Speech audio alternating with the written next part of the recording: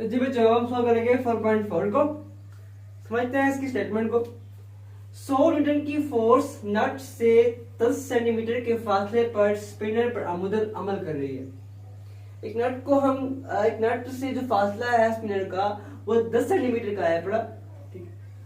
उसके ऊपर जो फोर्स लग रही है वो आमुदन लग रही है।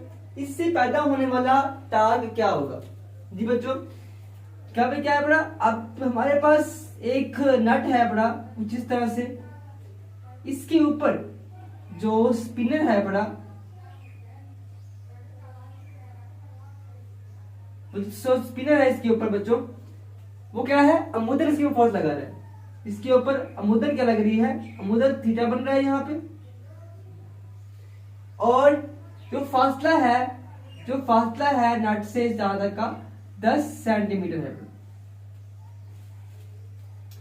और जो फोर्स लगा रहा है, ये जो फोर्स लग रही है इसके ऊपर वो है आपके 100 न्यूटन।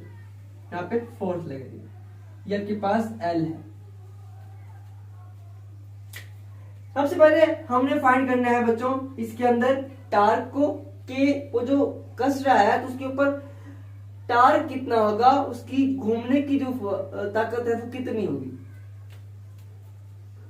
बच्चों फार्मूला जो है अपना tau is equal to F cross L cross sine theta.